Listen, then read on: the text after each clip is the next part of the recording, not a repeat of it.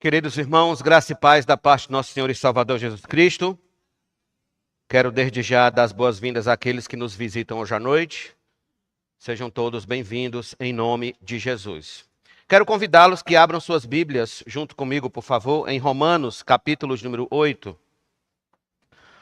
Hoje nós iniciaremos uma pequena série acerca de temas da salvação. Temas da salvação. Romanos, capítulo número 8, nós leremos os versículos de número 28 ao versículo de número 30.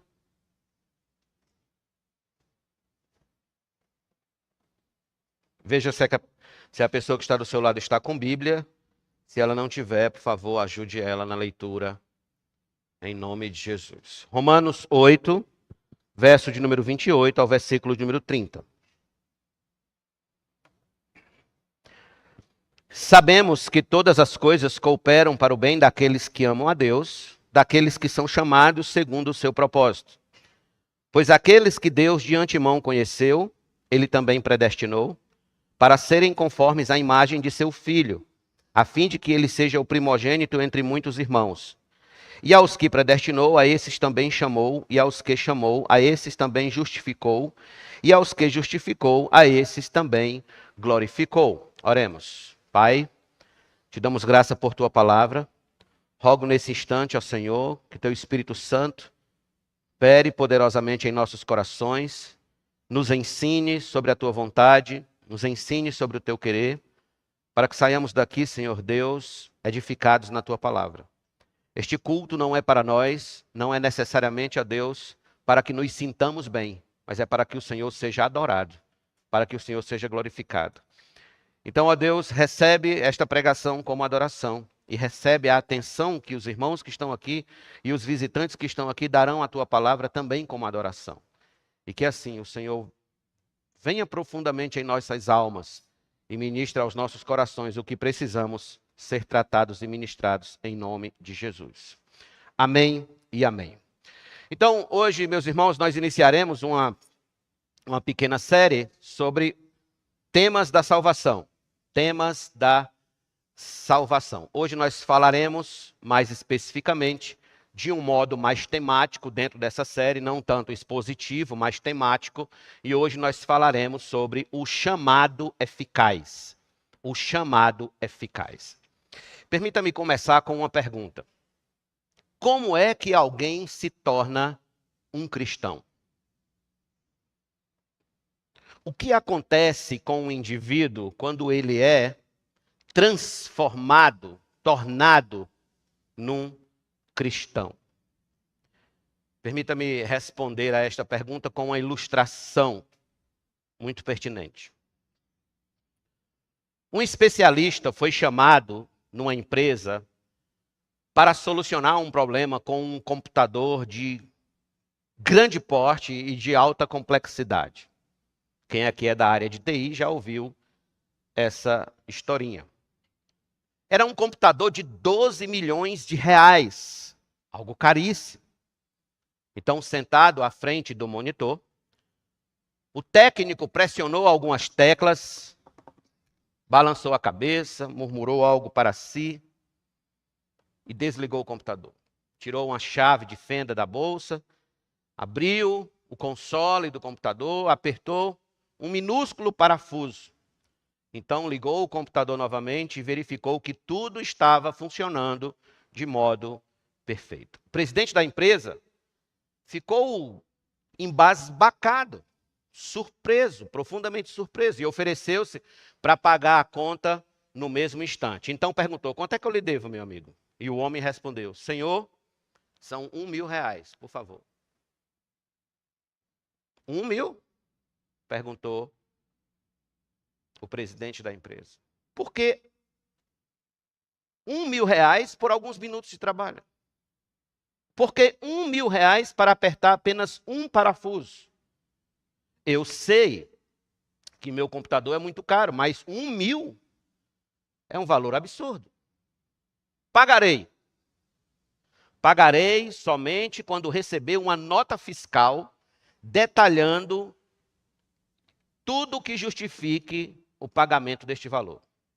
O especialista olhou então para o presidente, balançou a cabeça e foi embora. Na manhã seguinte, o presidente recebeu uma nota fiscal, leu com cuidado, balançou a cabeça também e saiu para pagar a nota no mesmo instante, sem reclamar uma só vírgula. A nota fiscal dizia assim: serviços prestados, apertar um parafuso, R$1. Saber qual parafuso apertar, R$999.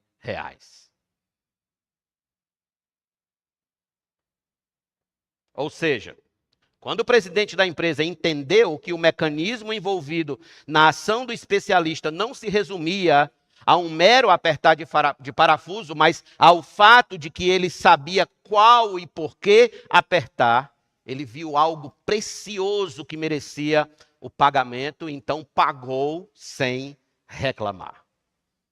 Pois bem, o que é que isso tem a ver com a vida cristã? Que lição podemos tirar disso para a vida cristã?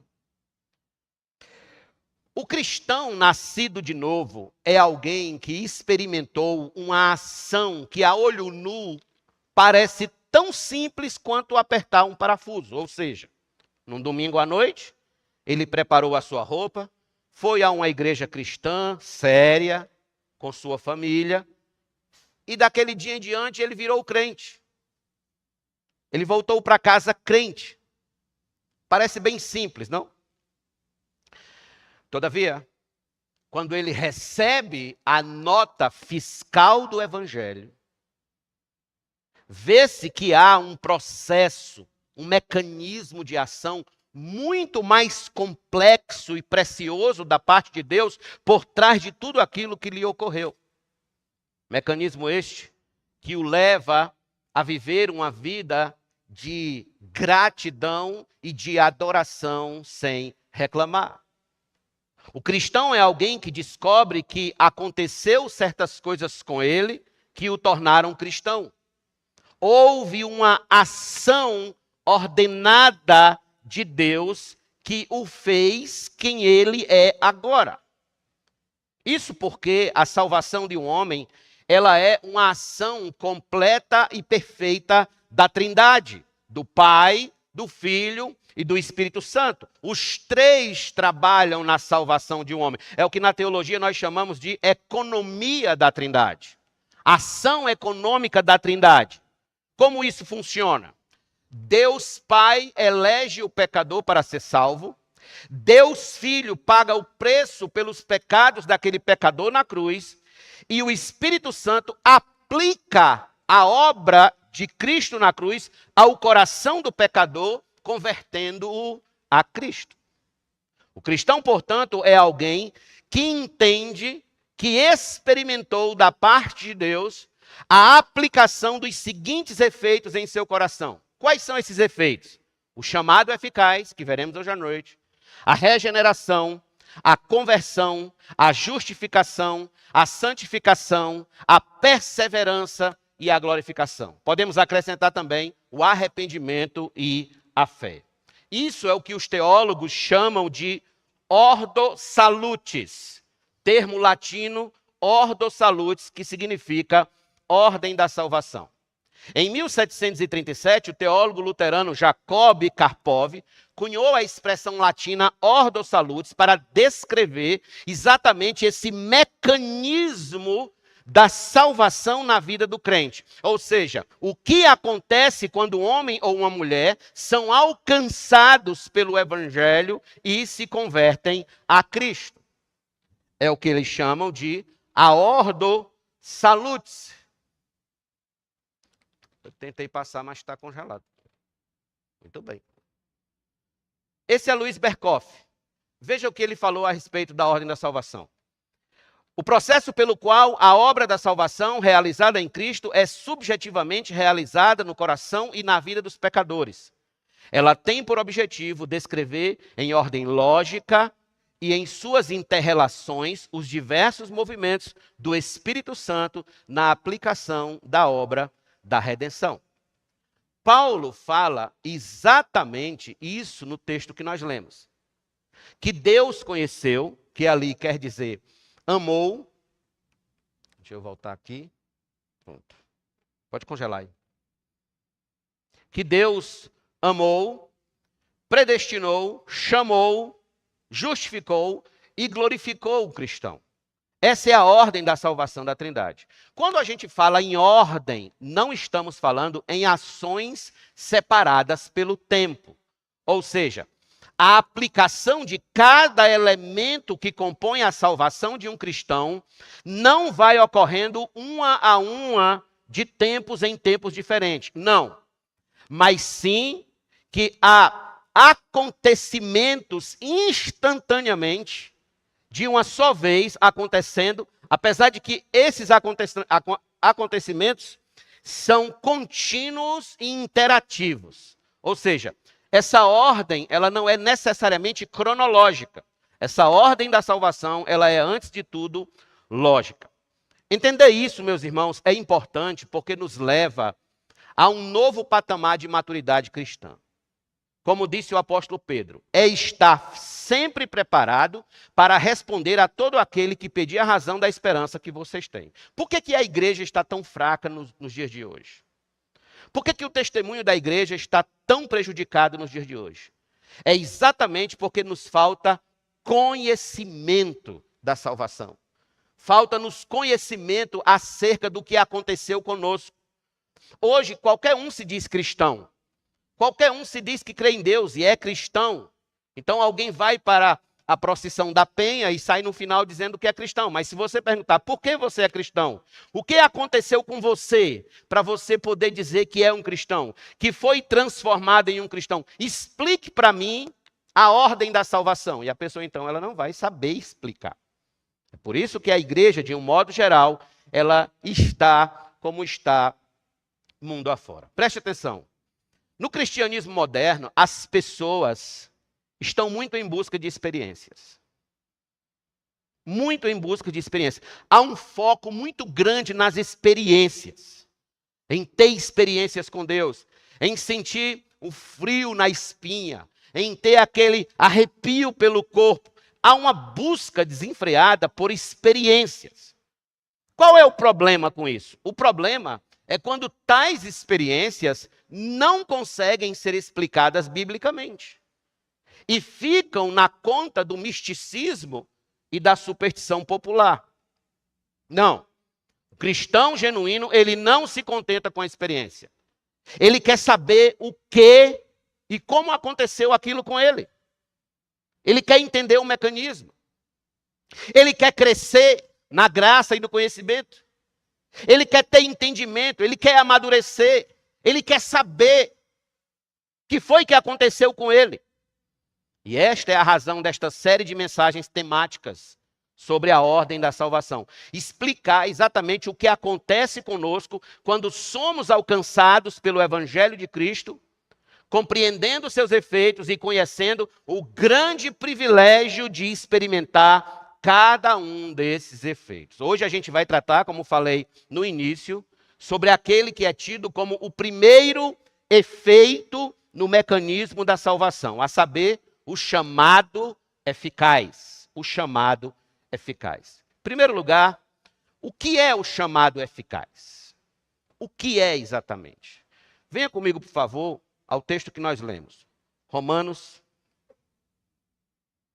capítulo número 8.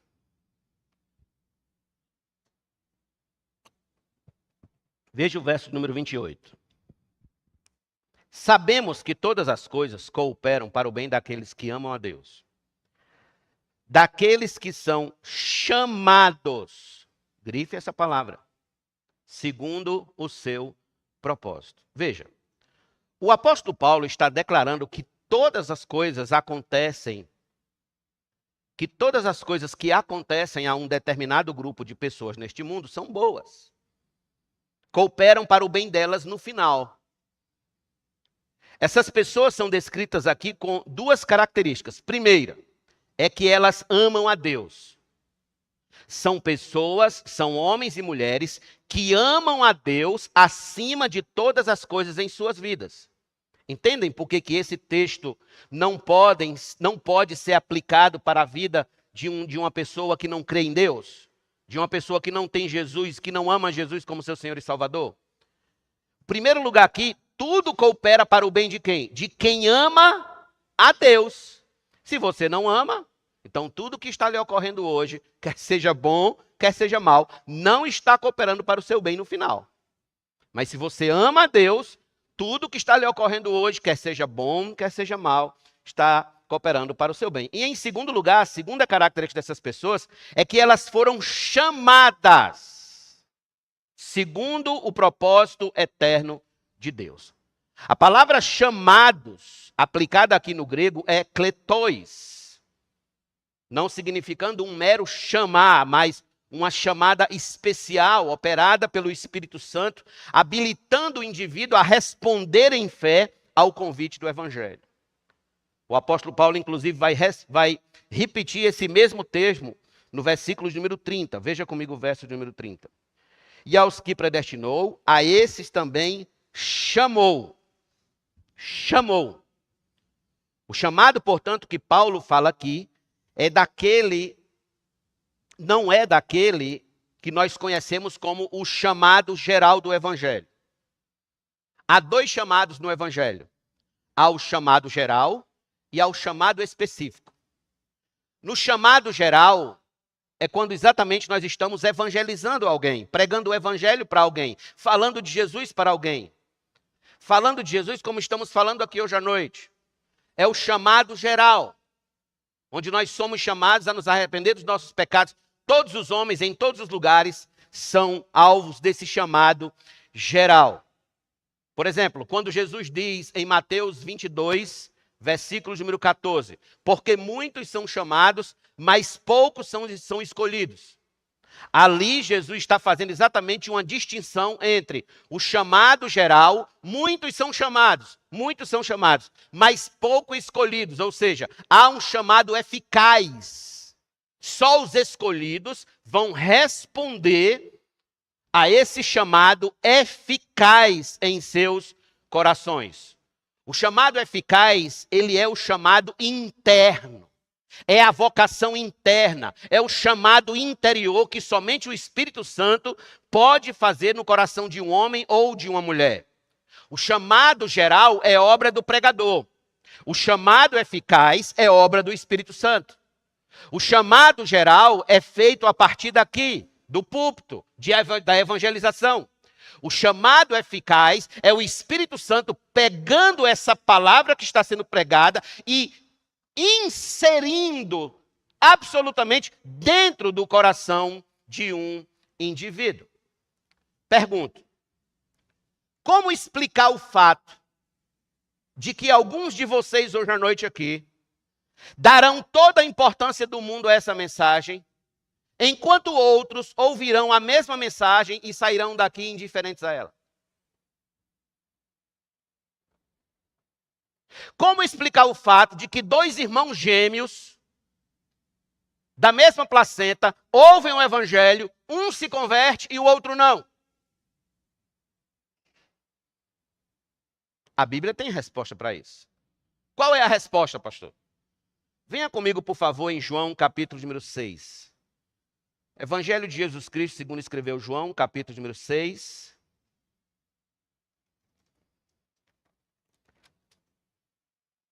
Veja alguns versos. Permaneça com sua Bíblia aberta aí, por favor.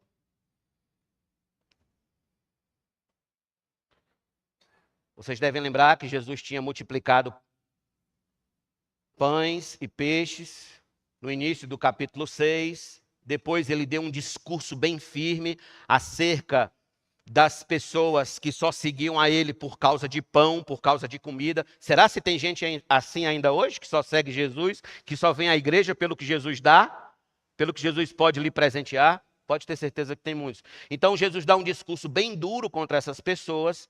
E aí, diante desse discurso, acontece o seguinte, veja do verso 66 ao 68. Diante disso, muitos dos seus discípulos o abandonaram e já não andavam com ele. Então Jesus perguntou aos 12, será que vocês também querem se retirar?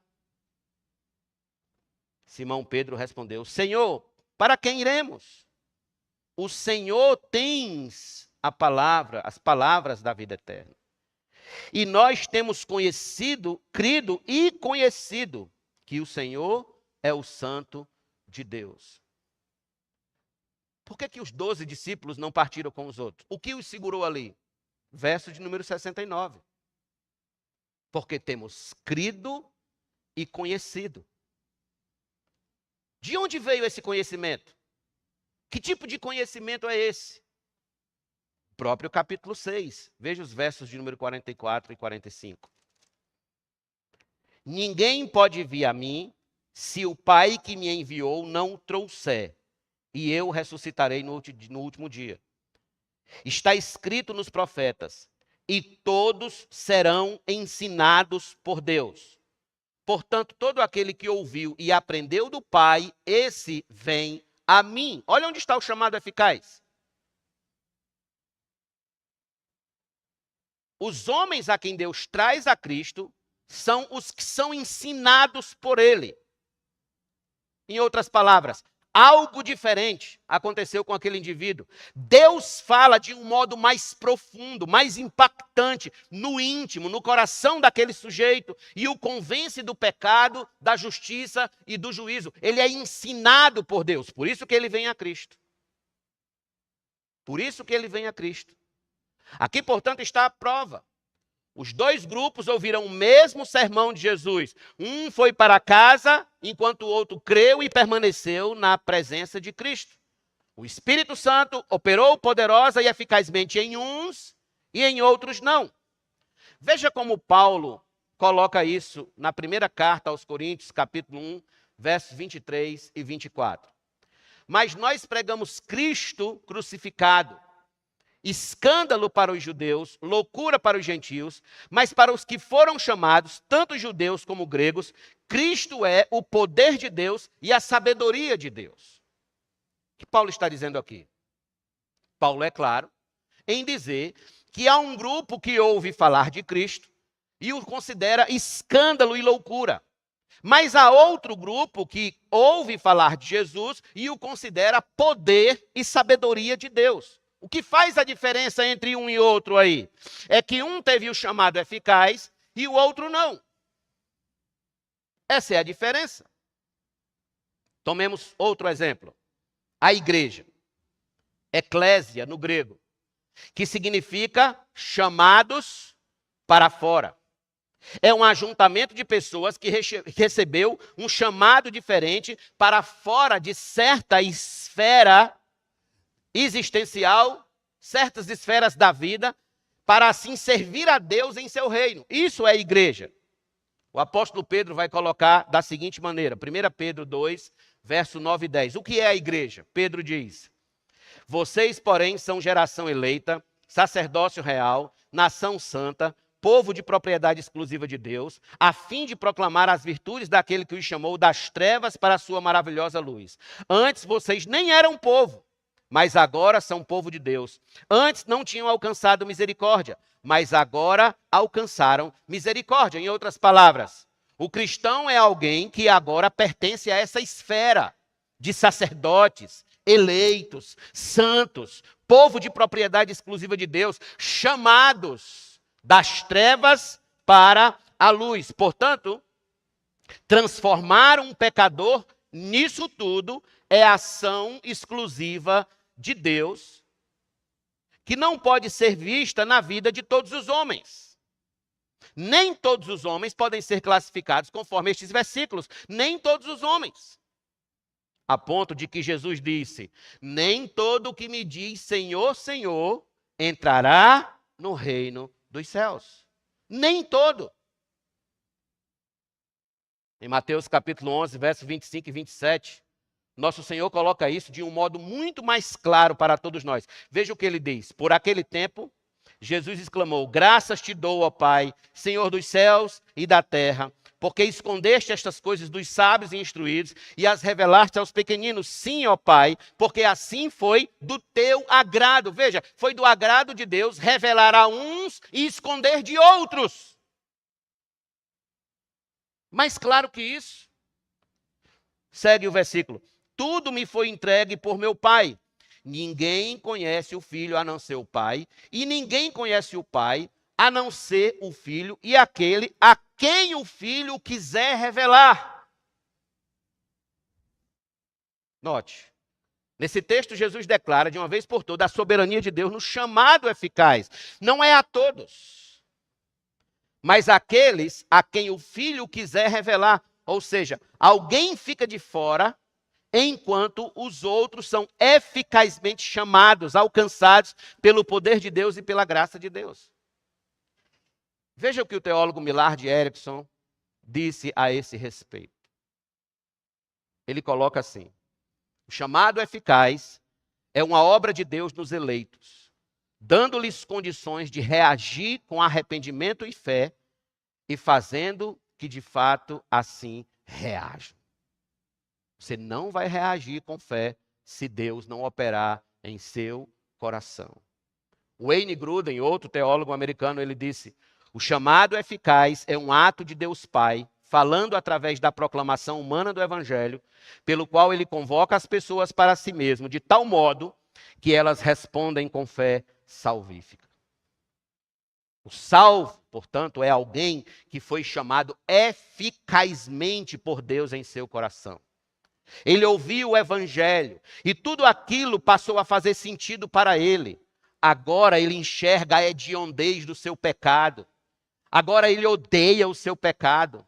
Agora ele olha para si mesmo e diz: como que eu sou capaz de fazer isso contra Deus?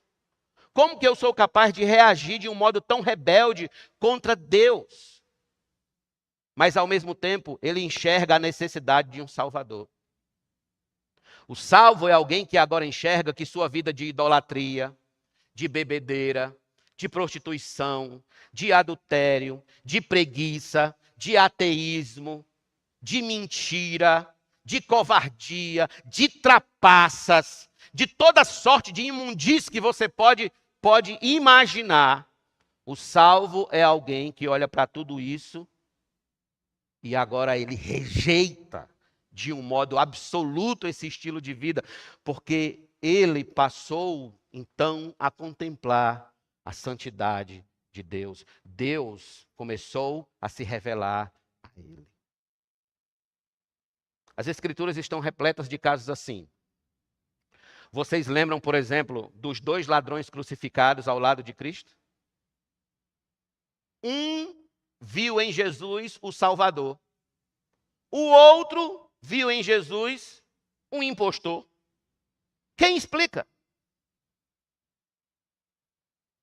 Não temes a Deus, disse o que se arrependeu. Tu não temes a Deus estando sob igual sentença, também crucificado?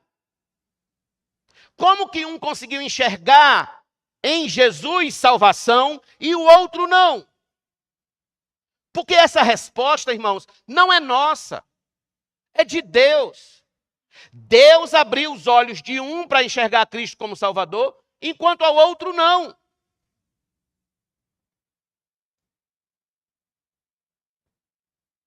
Um foi para o paraíso no mesmo dia e o outro para o inferno. Em resumo, o chamado eficaz é o ato de passar a enxergar espiritualmente Cristo como nosso único Senhor e Salvador.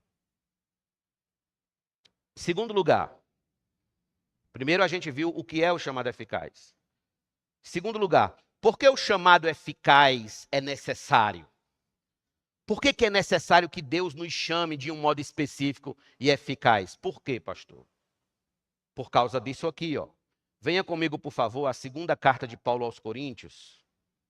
Por favor. 2ª carta de Paulo aos Coríntios. Versos de número 3 e 4.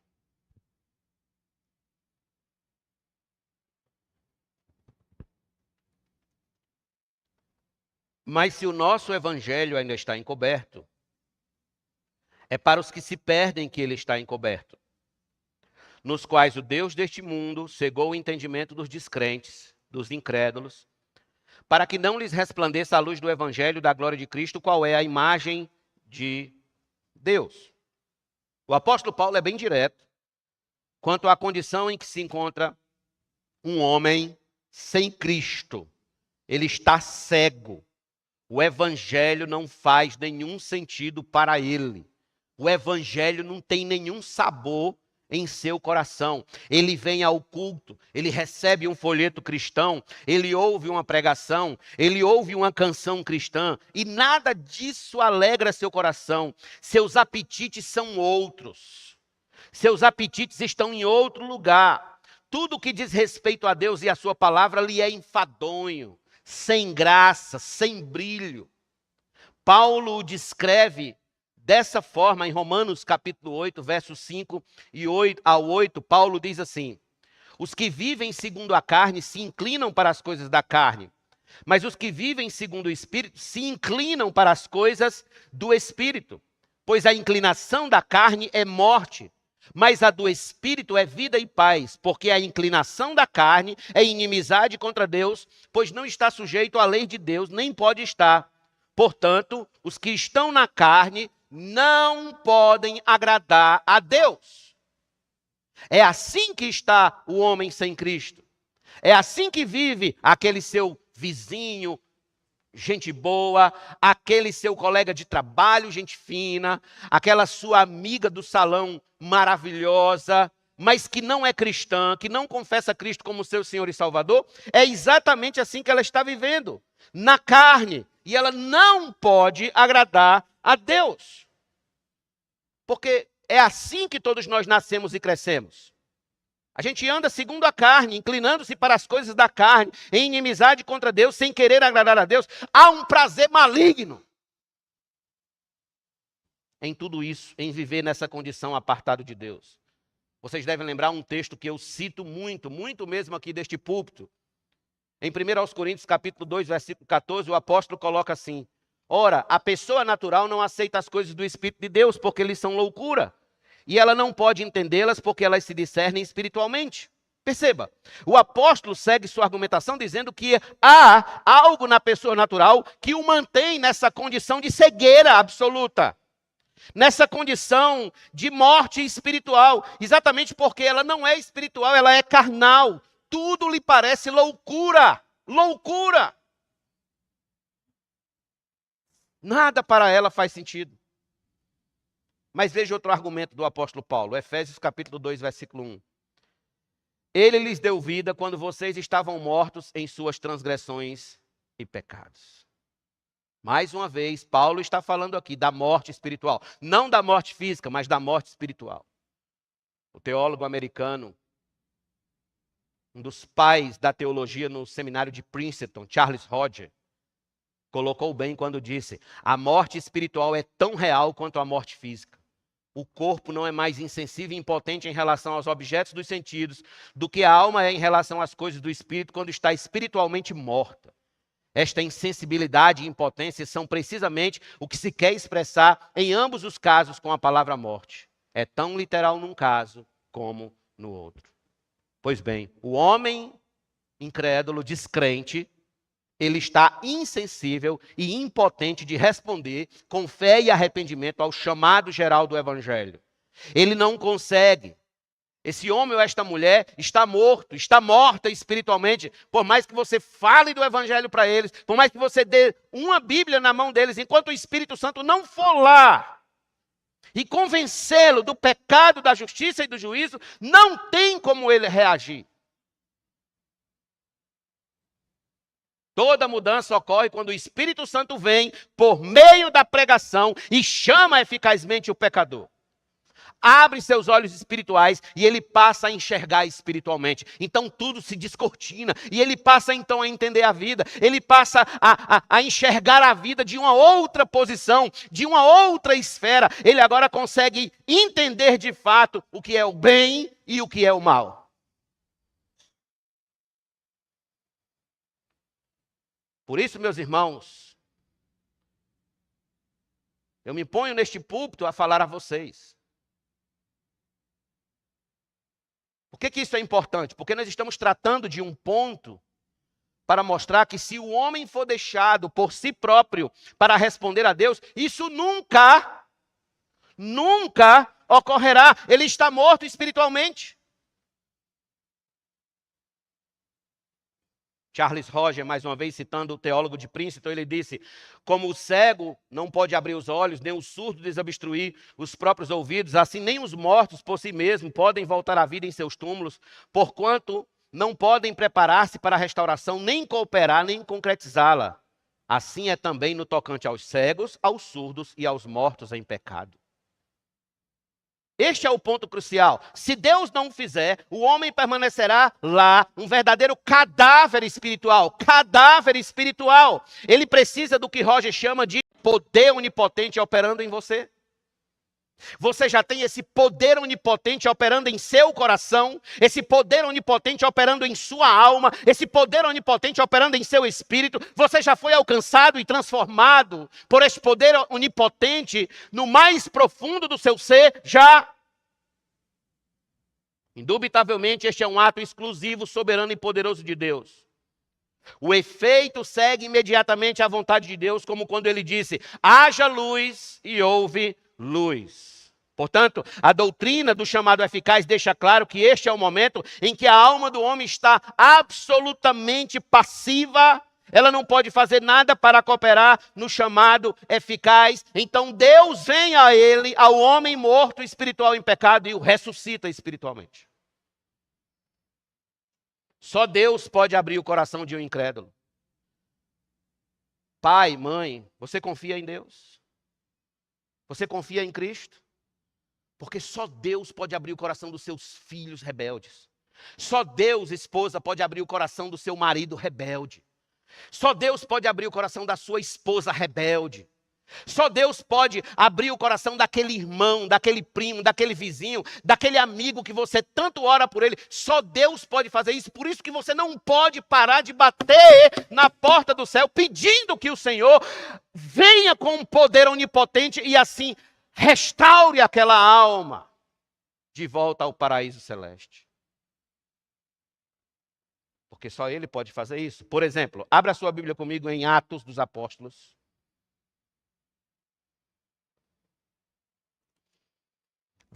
Capítulo 16.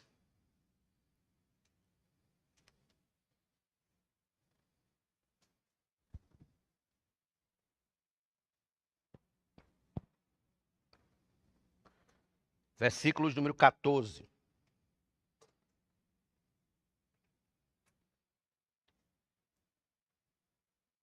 Paulo estava pregando num sábado, à beira de um rio, e ali tinha certa mulher. Então diz: certa mulher chamada Lídia, da cidade de Tiatira, vendedora de púrpura, temente a Deus, nos escutava. O Senhor lhe abriu o coração para que estivesse atenta ao que Paulo dizia. Quem lhe abriu o coração?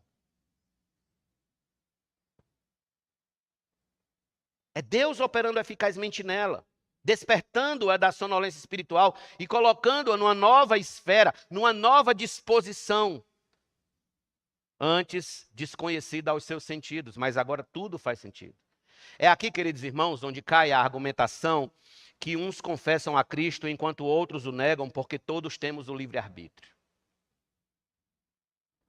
Todos temos. Não, pastor, não aceita porque tem o livre-arbítrio. Vamos pensar um pouco. Eu sei que você é inteligente. Todos que estão aqui nesse auditório são muito inteligentes e eu tenho muita alegria disso. Mas vamos pensar um pouco então e usar um pouco do raciocínio lógico. Se a Bíblia diz que todos os homens estão mortos espiritualmente, um morto pode arbitrar alguma coisa? Um morto pode responder de algum modo? Você já foi a um velório? Quem já foi a um velório? Levante a mão. Só quem foi a um velório. Quem não foi ainda, vai, viu? É certo. Quem já foi? Você vê pessoas chorando à beira do caixão. Você vê pessoa beijando a testa lá do falecido, da falecida. Você vê pessoas dizendo palavras de amor. Você vê pessoas, eu não quero que você vá. Eu não quero. Você já viu os que foram? Você já viu alguma reação do morto diante de tantas palavras de amor e carinho?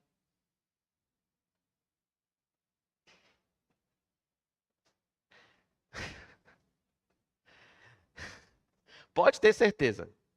Olha, no dia que alguém vê a reação do morto. Essa pessoa que tanto ama o velório, pronto, acaba ali o velório, é gente correndo para tudo que é lado. O que eu estou dizendo a vocês, amados irmãos, é que um morto espiritual, ele está na mesma condição. Não é uma questão de livre-arbítrio, ele está morto espiritualmente. O evangelho não dá lugar para um estado onde você está meio morto espiritual e meio vivo espiritual. Não, o evangelho diz, ou está morto ou está vivo. Leia a palavra, leia a Bíblia Sagrada, somente leia. E se Deus não abrir seus olhos, se Deus não for lá e lhe tocar e lhe ressuscitar espiritualmente, você permanecerá cego, precisando de ajuda, necessitando do poder de Deus para ressuscitá-lo, carente desse poder onipotente. Pergunto, que poderia Lázaro fazer por si mesmo depois de 4 dias de morto? Que poderia o cego Bartimeu fazer por si mesmo para restaurar sua própria visão? Que poderia fazer por si mesmo aquele homem endemoniado gadareno, escravo dos demônios, escravo de Satanás? Absolutamente nada. Irmãos, se a vontade de Deus não operasse poderosamente sobre eles, nenhum milagre era possível. Assim é quanto ao chamado eficaz. Se o Senhor não nos chamar, permaneceremos na mesma condição de morte espiritual e no mesmo perigo eterno que este mundo se encontra.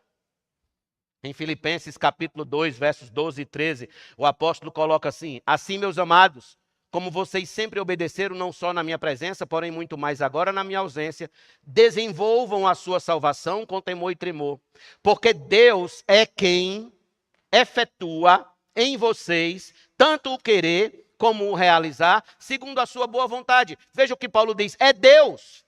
Foi isso que aconteceu no crente. Deus operou de tal maneira em seu coração que o fez querer o que antes ele rejeitava e odiava.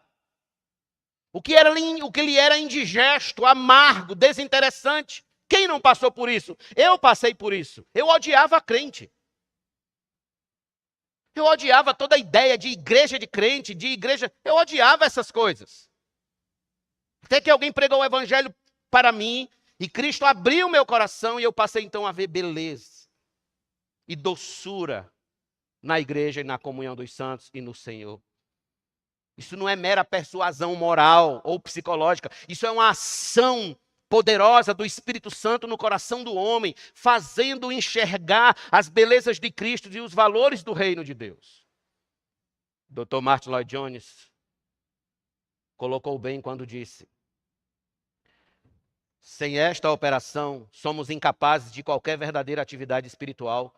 Em decorrência, porém, dessa operação do Espírito Santo sobre nós, somos feitos capazes pela primeira vez de atividade espiritual. E é assim que esse chamado se torna eficaz. Isso é o que nos capacita a recebê-lo. É o Espírito Santo agindo na alma, no interior e produzindo dentro de nós um novo princípio de ação espiritual. É exatamente isso. Eis a razão porque o evangelismo deve ser regado a muita oração. Não sabemos a quem Deus quer salvar. Não sabemos a quem Deus quer despertar da cegueira espiritual, mas sabemos que Ele pode. E é por isso que a igreja evangeliza. Por isso que devemos evangelizar, pregar e orar para que o Senhor abra os olhos do pecador. Porque Deus pode. Queridos irmãos, hoje a gente tem que corrigir algo que a gente aceita com muita facilidade das pessoas ao nosso redor. É normal quando a gente está evangelizando alguém, principalmente na nossa família, você ouvir o seguinte: olha, quando Deus me chamar, eu vou. Ele não me chamou ainda, assim que eu sentir o chamado, eu vou. Quem já ouviu isso? Eu já ouvi isso muitas vezes. Preste atenção, isso está meio certo. Isso está meio certo. Realmente tal pessoa só virá quando Deus lhe chamar eficazmente. Entretanto, a pessoa que diz isso, o que é que ela não consegue enxergar? Ela não consegue enxergar o perigo que ela está correndo de partir para a eternidade enquanto não é chamada eficazmente. Num desses evangelismos eu disse a um amigo: e se Deus nunca lhe chamar? Qual será o seu destino eterno? E se Deus nunca lhe chamar? A gente acha ruim, irmãos, quando exclui a gente de um grupo de WhatsApp. Imagine como é que vai estar o nosso coração quando a gente vê que a gente foi excluído do céu. Porque Deus não nos chamou. A verdade é que as pessoas que dizem isso, elas dizem porque elas querem apenas responder de um modo conveniente para seguir com suas vidas pecaminosas, sem nenhum incômodo de consciência. Quando Deus me chamar, eu vou. Entretanto, irmãos, o pecador deve ser alertado desse engano de Satanás. Isso é Satanás que está por trás disso. Foi Satanás que inventou essa filosofia. Quando Deus me chamar, eu vou. Isso foi Satanás que inventou essa historinha para pessoas que querem continuar confortáveis em seus pecados, em sua vida pecaminosa e ofensiva a Deus. Não se entregue a isso, não se entregue. O pecador deve ser alertado a clamar a Deus, dizendo: Senhor, me chama logo. Tira-me das trevas e conduz-me para a tua luz. Não me deixa morrer cego, Senhor.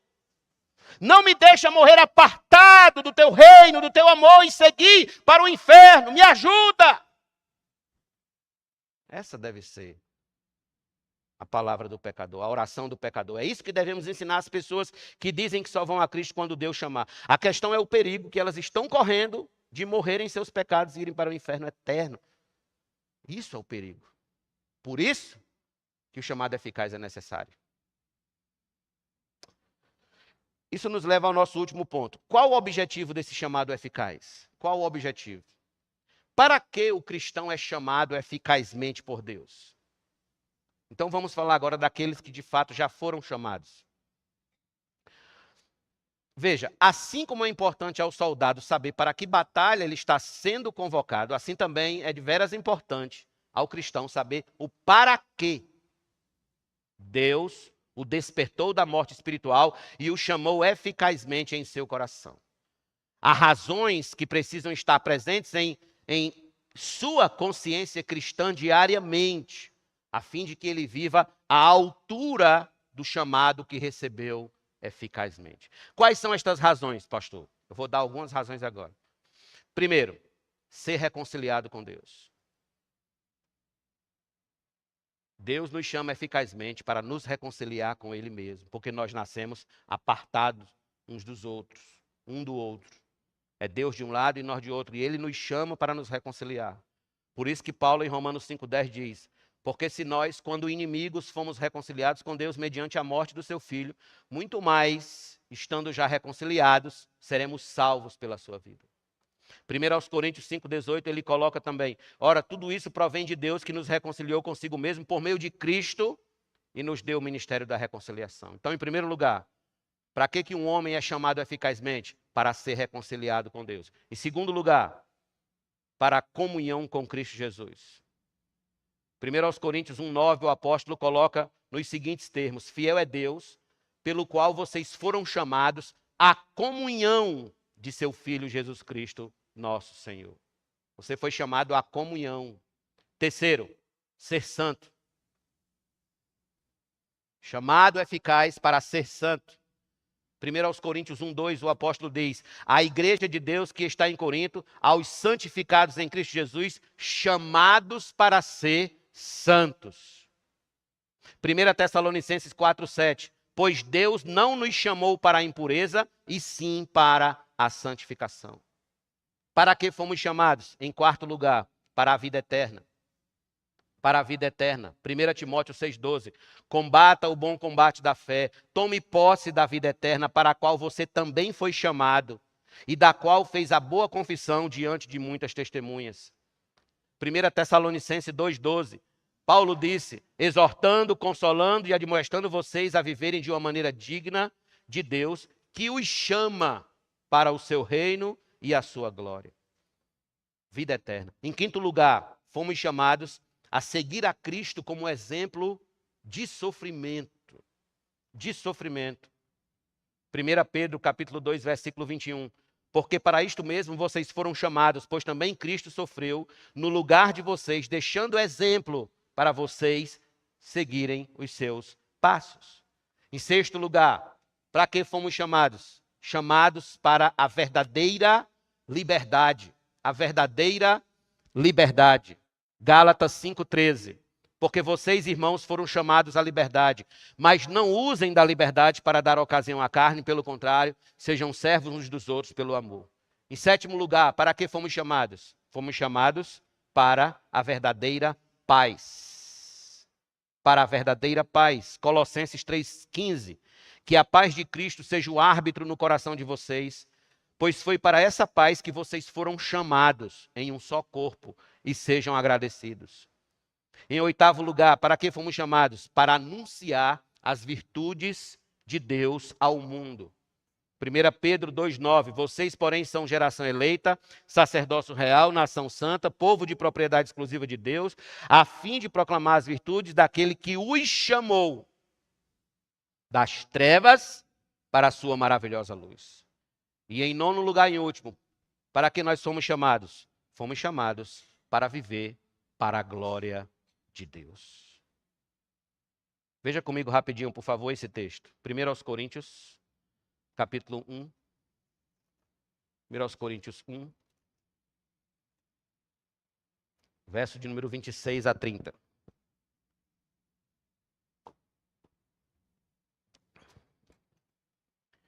Irmãos, considerem a vocação de vocês. A palavra vocação, ela tem um sentido de chamado. Um chamado especial aqui. Não foram chamados muitos sábios, segundo a carne, nem muitos poderosos, nem muitos de nobre nascimento.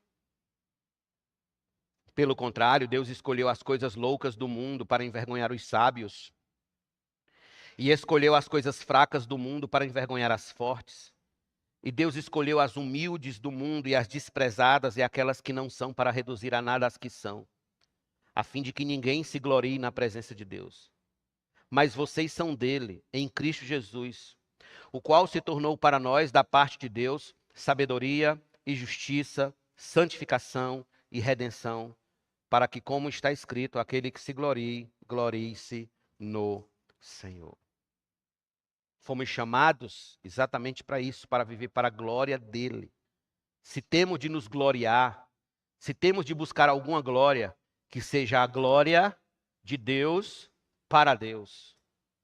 Pergunto, vocês conseguem perceber o privilégio de ser chamado eficazmente por Deus? Vocês percebem a grandeza desse chamado, quão maravilhoso ele é? Conseguem discernir o que significa sair das trevas e viver na luz de Cristo, sair das trevas espirituais? Vocês entendem, ouça isso, olhe para mim, vocês entendem que vocês que estão aqui exatamente neste momento, me ouvindo falar a partir deste púlpito, poderiam estar como a maioria dos homens estão aí fora, cegos espirituais, tateando no escuro, seguindo no caminho do inferno, dando passos largos no caminho largo, por ter entrado pela porta larga. Que santo privilégio, meus irmãos. Oh, que santo privilégio tem aquele homem e aquela mulher de ser despertado da morte espiritual e enxergar Cristo como seu tudo. Conhecer a Cristo como seu prêmio. Ver a Cristo como a sua vida. Como a sua vida. Esta é, portanto, a primeira coisa que acontece a um homem e uma mulher quando, ouvindo a proclamação do Evangelho, Deus faz, Deus abre os seus olhos espirituais e você passa então a enxergar a necessidade de Cristo como seu Senhor e Salvador. Então você também enxerga a vileza do seu pecado e da sua condenação. Fato é, meu amigo, que se você não receber este chamado eficaz na sua alma, você morrerá em seus pecados. Morrerá em seus pecados. Condenado ao inferno eterno. Eu sei que é muito fácil para alguns de vocês olhar ou ouvir com desdém as palavras que eu estou dizendo agora. Haja vista o fato de você estar bem sentado aí no seu lugar, bem confortável, com saúde, sem nada que o perturbe, sem nada que o incomode. Todavia, quando no leito de morte você estiver, se tiver a oportunidade de ir para diga-se de passagem, porque nem todos têm. Nem todos têm a oportunidade de ir para um leito de morte. Tem gente que pula na jaula do leão. Vocês viram hoje como é que está acontecendo no mundo. Mas o fato é que se você tiver a oportunidade de ir para um leito de morte um dia, para um leito de hospital, um leito de enfermidade, ou estiver em uma circunstância tão desfavorável, você lembrará dessa mensagem. Você lembrará que devia ter vivido exatamente no amor de Deus, vivido do amor de Deus, experimentado mais do amor de Deus na sua vida, vivido intensamente a sua comunhão com Deus e a sua intimidade com Deus. É ali que você verá quão tolo foi desprezar esse chamado, esse convite, esta convocação que está sendo feita agora, para que você abrace Cristo, arrependa-se dos seus pecados, creia no Evangelho e viva para Cristo com todo o seu ser.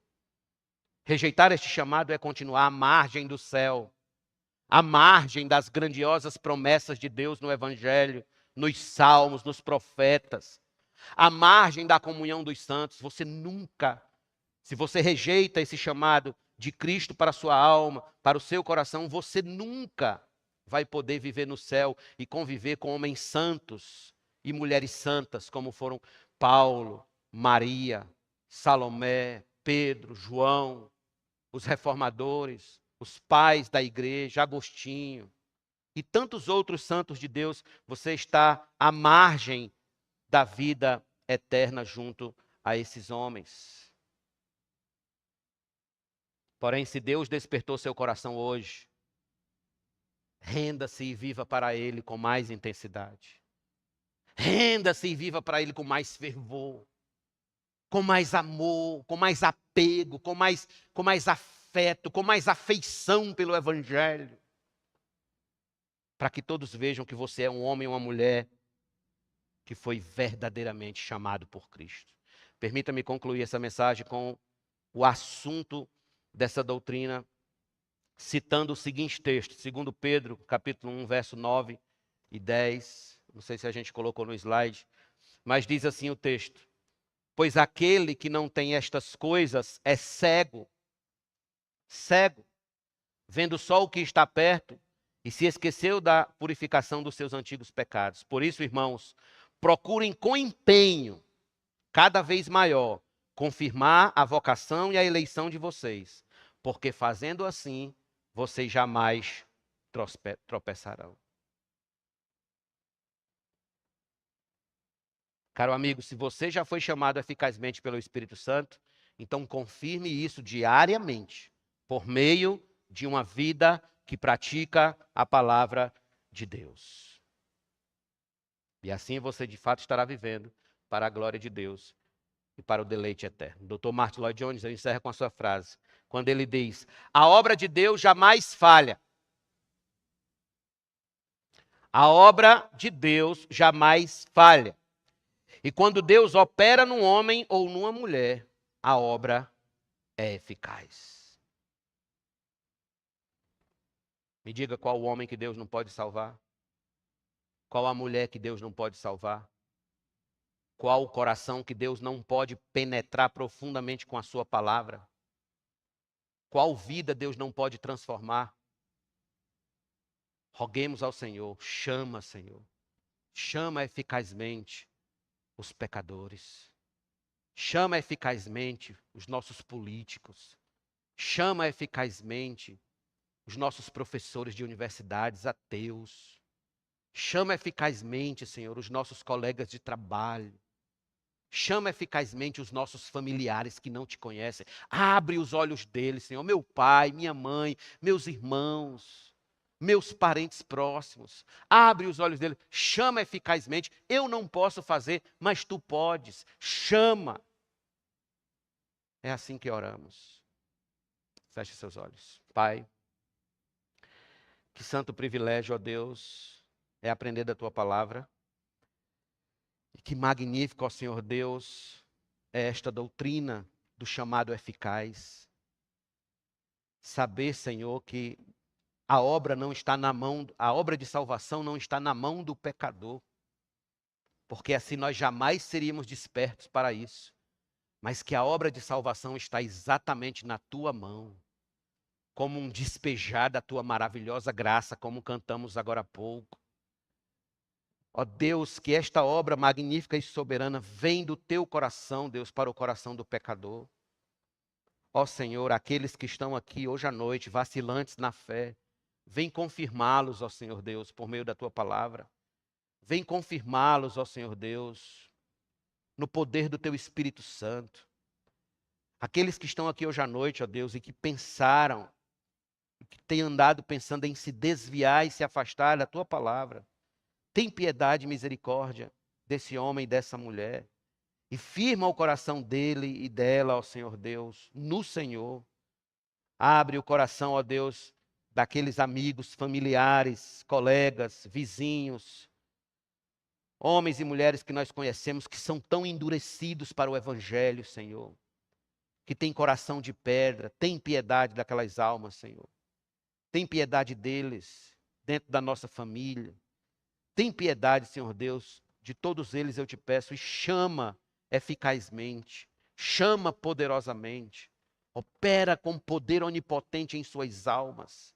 Assim como o Senhor abriu os nossos olhos e nos fez enxergar o perigo que estávamos correndo da condenação eterna, e quão grande Salvador nós temos em Jesus Cristo, assim faz com eles também, Senhor. E despeja um derramar poderoso da tua graça em suas vidas. É o que eu te peço, Senhor, pois cremos que o Senhor ainda salva e cremos que a salvação pertence ao Senhor. Em nome de Jesus te agradecemos, gratos, digamos amém. Vamos ficar de pé, vamos cantar mais uma vez.